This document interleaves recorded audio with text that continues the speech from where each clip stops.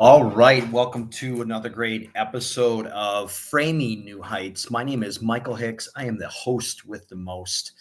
And I want to get into this topic today, but before I get into it, here's some words from our sponsors.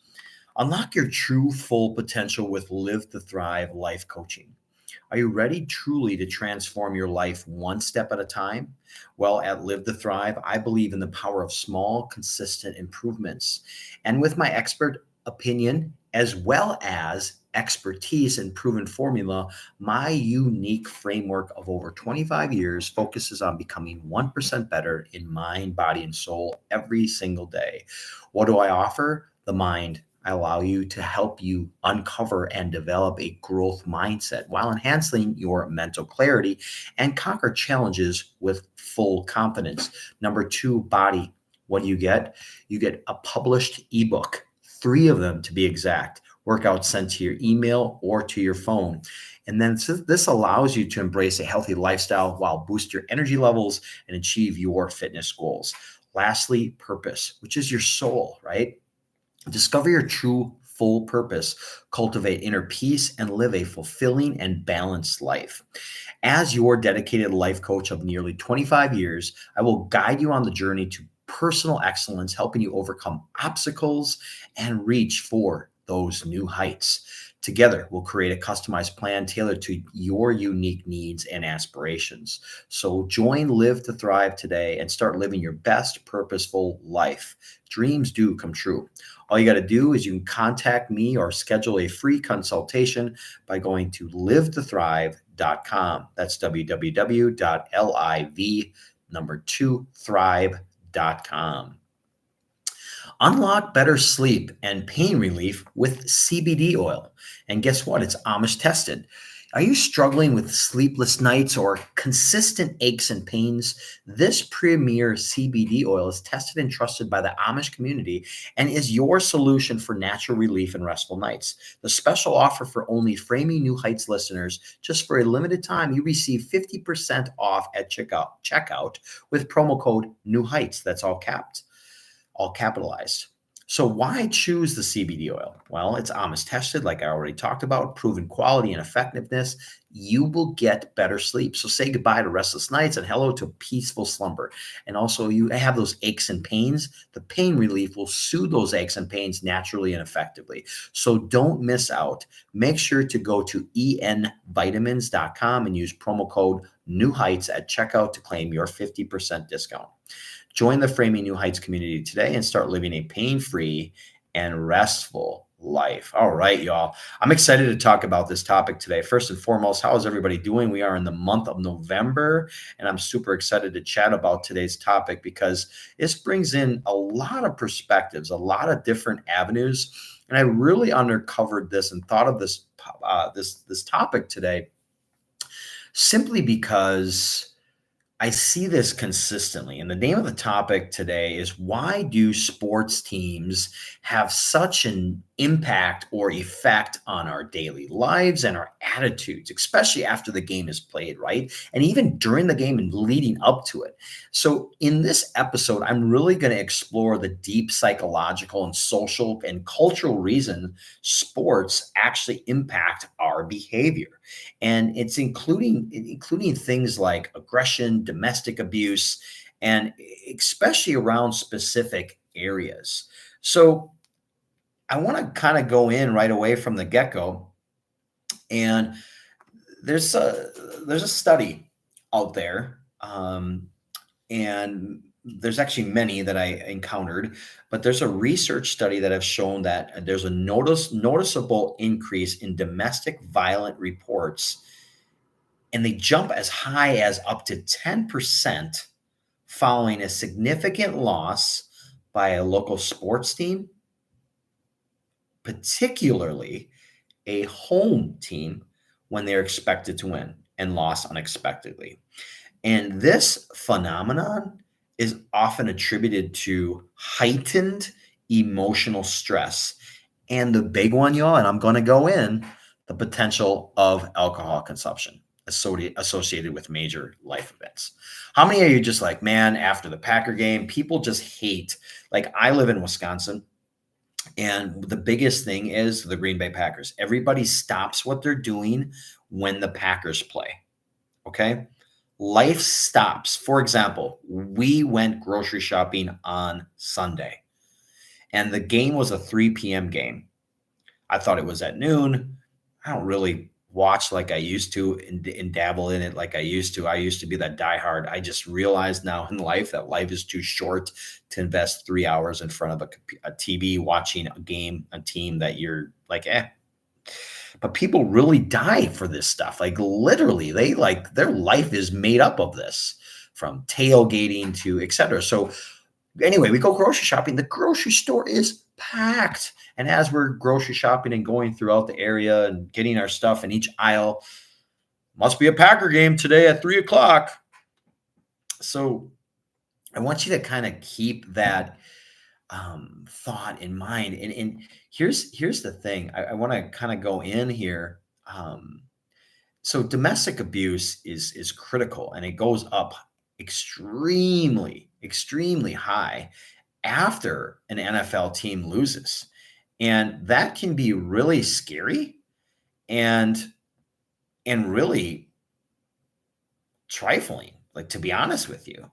Um, there's a study done by the Quarterly Journal of Economics, and they examined police reports of violent incidents on Sundays during professional football season. Check this out, right? Crazy. And they saw that there was a 10% increase in the rate of domestic violence. How many watch like the games, or you watch these reels of people getting so physically upset and mad they're smashing their TV? Isn't that insane, the thought of the violence that is associated with just a loss? And how a man, and truly I'm going in here, but men, you lose all control of who you are. And does it affect your mood? Does it affect the way you talk?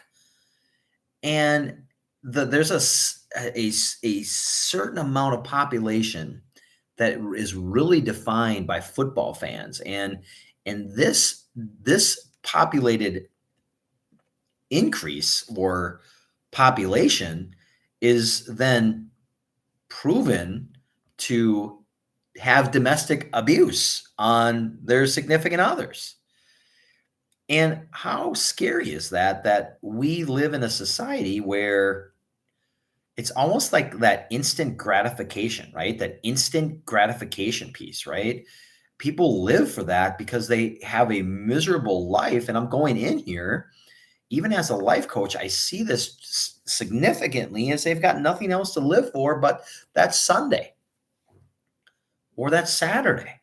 Well, if you live a life that you just look for the weekends, you've lived only a third of your life. So now I get it. We're involved. We are fanatics about stuff. In fact, part of my master's program was sports management, how we really talked about and explored the scientific reasoning behind fanatics. Like people are fanatics, the people that dress up in green or wear whatever color their team is, they represent it, and they go and they buy these uniforms, these $100 jerseys, whatever it might be. But going back is domestic abuse after a sports loss. They're huge. They spike unexpectedly, and you see this increased violence in reports, and more pronounced close because of a loss. And there's also alcohol, like I talked about, consumes and plays important roles. And when we include those things and men and egos, those tend to be extreme high factors for causing the rise in domestic violence and incidents after a loss. And this is extremely puzzling phenomenon for me. Why do fans, and we can truly say men, right? Maybe there's some women that do this. I haven't experienced it in my lifetime.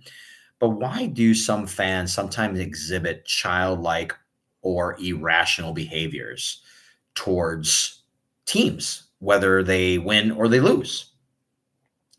So there's this term, y'all. It's called fandom, tribalism, and identity.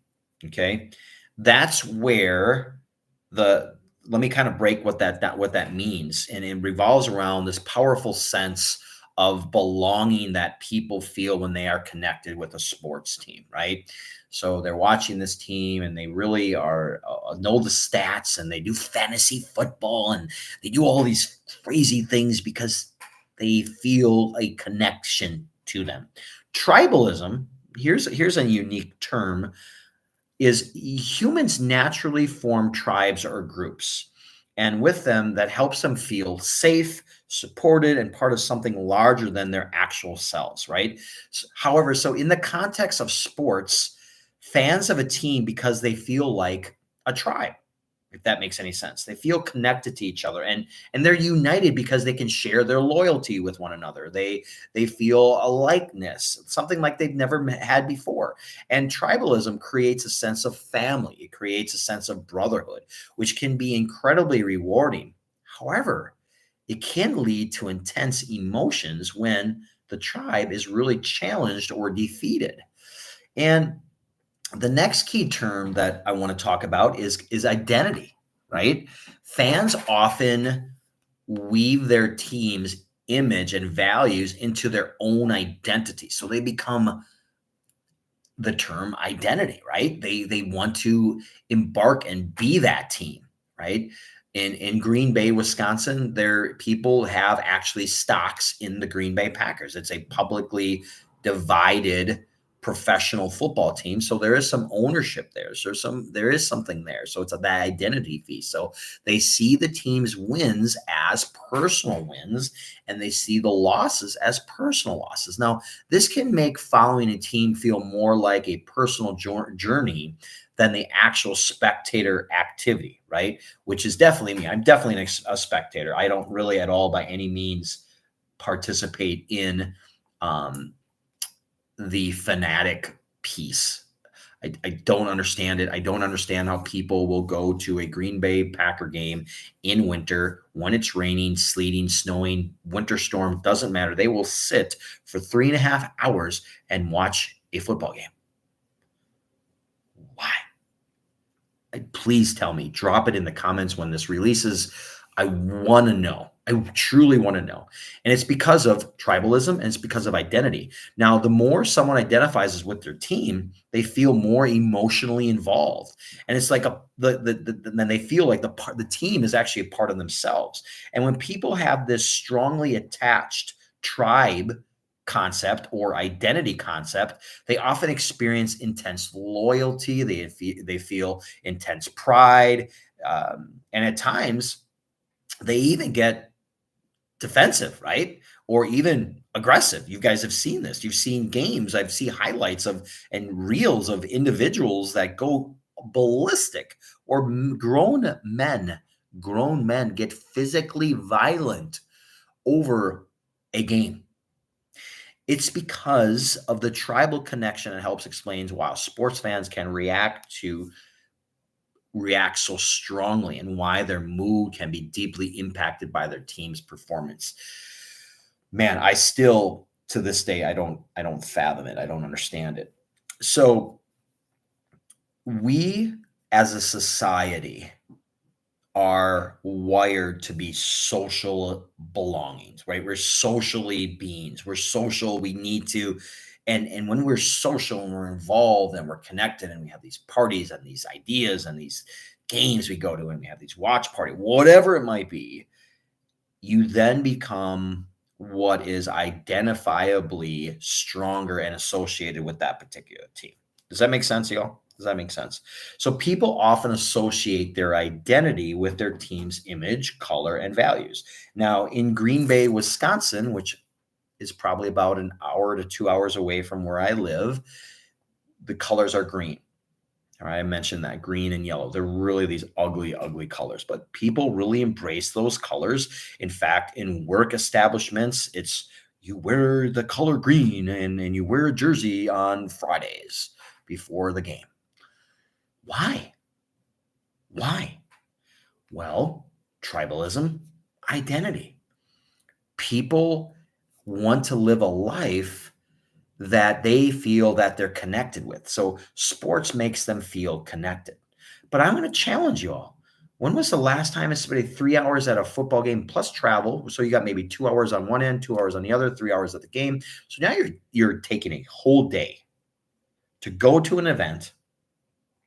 When was the last time you took a third of that time and really used it for self growth? When was the last time you picked up a book, not just read it, but applied the knowledge associated with it for self growth? And going back to the key points here on discussing on the sports here, wins and losses really feel personal and they trigger emotional reactions. And here's a really actionable point that I want to address here.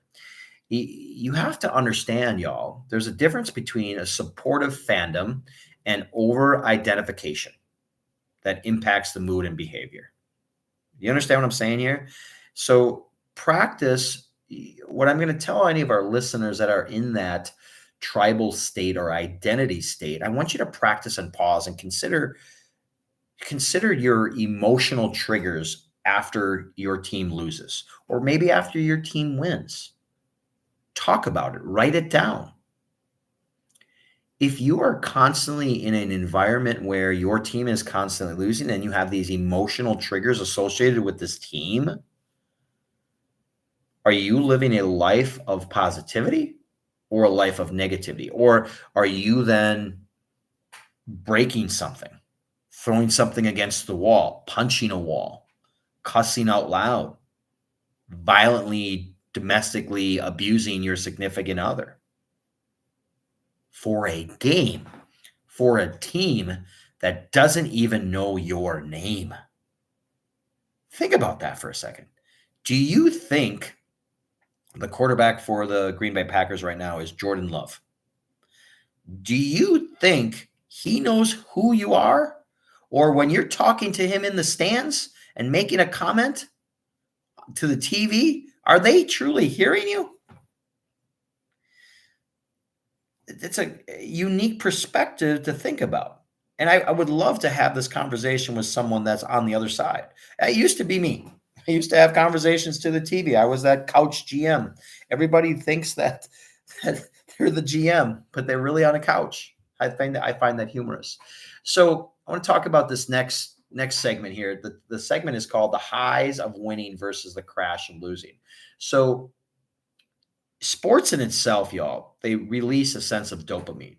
They release serotonin and cortisol. And what that does, it creates an intense highs and lows and mimics a substance that uses highs, right? So it's a different perspective. When you see your team win the championship, there's a release there. That's an intense high for some people. Or when you see your team get destroyed, there's an intense low there. And that dopamine, when people, that's what people really strive for, but it's short term, it's short lived. And that's why I'm telling you all that that's cool. But if you're living your life in a sports world and you're not doing any self growth to promote that dopamine for yourself, what if your team loses all the time? So then you always got that crash, that low, that mimic of a substance, right? And this really affects men. And it's due to testosterone effects. It's the ego. It gets in their way. And losing triggers frustration, it triggers anger, even feelings of loss, and contributing to negative behaviors. People go to a game, watch a game, and leave extremely unhappy and not want to talk to their significant other. Does that make any sense logically? The only scientific reasoning behind that is because of the term tribal and the term identity. It's the only way. But my challenge to you that are listening to this today is take an actionable step, take an actionable point to introduce maybe a cool down technique after the game. Maybe it's a process, right? Maybe it's a quick walk for you just to kind of do your thing for a second, or maybe do a mindfulness exercise, or maybe a reflective practice that can really curb those emotional swings before they spiral into something like anger. We really shouldn't be angry. We're at a monumental time in our country, in the United States of America, and the voting is coming up. And there can be both sides. Either you're going to be mourning the next day, or you're going to be rejoicing the next day. And I want you to really be mindful of ultimately who is the real reason for your aggression, for the domestic issue. Is it you? Is it you? Oh, it's because this team lost. I feel a certain way, so I'm going to project my stuff onto you. And domestic abuse and aggressions follow major sporting events, y'all, especially after losses. And the domestic abuse rate is crazy because you throw in alcohol, you throw in individuals, men, and men, I'm going in on y'all today. I apologize for that, but it's true. I see it. It's they give this sense of major loss, and then they violently spew because they don't know how to control their emotions. They don't know how to control the stress in their life. They don't know how to control alcohol consumption. They are a disappointed, loyal fan that needs to act out. Even, do you see this after games? Kids taking flag goalposts, carried it down the street. Or you see after a World Series game, acts of violence. For what reason? For family dynamics? I'm being kind of funny here. Here's the actionable point that I want to leave. For those of you that really invested in your sports teams, do a pregame and postgame accountability check-in with your loved ones and assess the emotional readiness, right?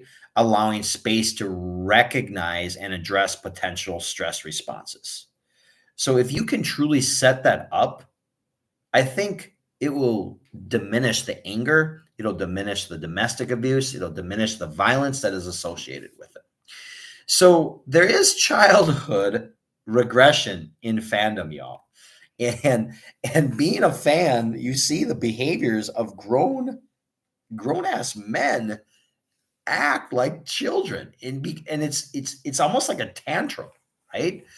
They're shouting these words that are basically, I like to call it, it's blind loyalty. You don't know, the other team doesn't know you. You're invested in them, but how do they even know you? There's no relationship. It's like a one-sided relationship. And how healthy is a one-sided relationship?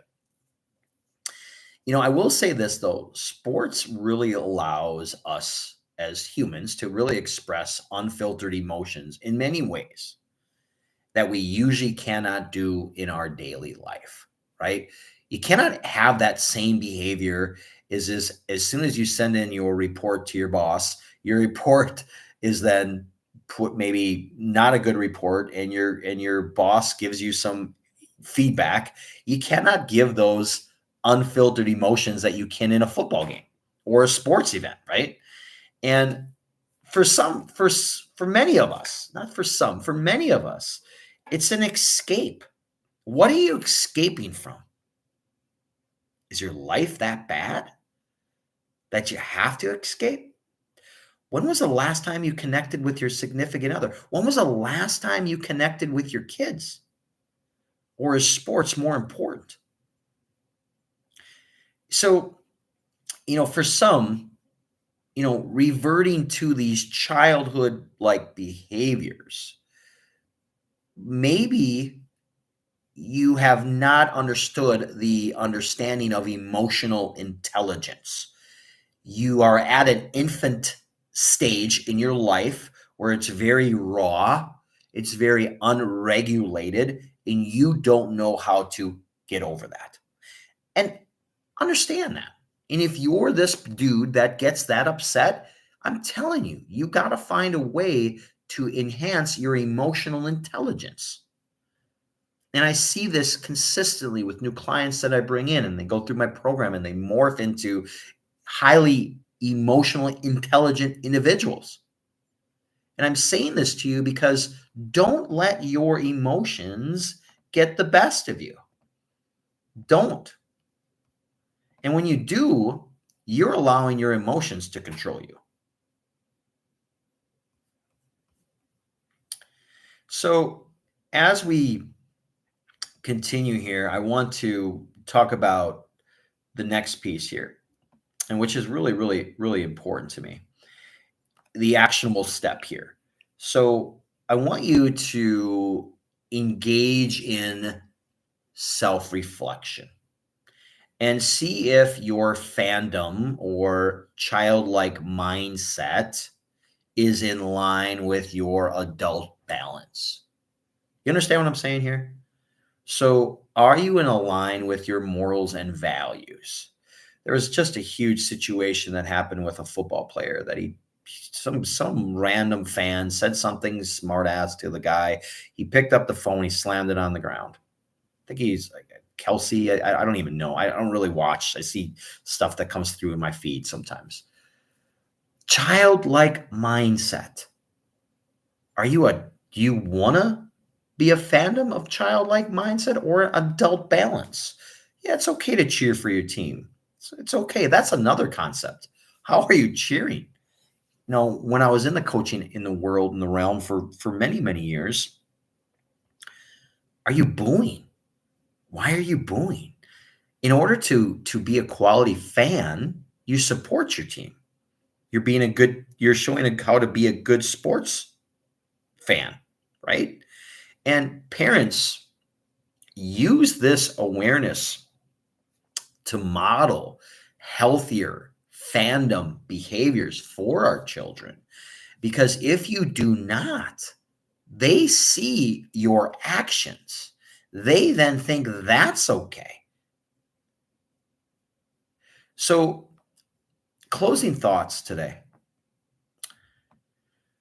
There's nothing wrong with enjoying fandom and enjoying sports fandom because sports fandom is extremely powerful. I get it. It's a billion, probably $1 trillion industry for most, right? And it's entertainment, y'all. It's entertainment. I just want to challenge all of you that are in that world is be self-aware, promote emotional intelligence, and be a fan. There's nothing wrong with being a fan, but be a fan and maintain a healthy boundary so that you can enjoy the games without having any negativity impact, no matter if they win, they lose, or even on your life. Check your own behaviors. And if your behaviors bring out this demonic piece of low emotional intelligence, is sports really the best for you? I'm going to ask you this, do sports bring out the best in you or do they bring out the worst in you? I would always say this as a coach and as a player, your character is really revealed through adversity, right? How are you responding to maybe an unfair call, something that's unfair? Well, guess what? Life's unfair. You're going to get dealt a hand. You got to deal on how to promote and change that hand. Well, friends, I truly hope that you found this podcast rewarding. I truly hope that this was something that was meaningful and connected with you. And if you truly are that fanatic, that person that really overwhelms your relationships with negativity because of the emotions that are associated with it, it's time to really unpack that and really learn how to change that. So I challenge you, know your own behaviors if you are going to be part of a sports team. Until next time, my friends, if you truly like this podcast, send it to 5 other friends, 1% better in mind, body, and soul, and always stay flexed.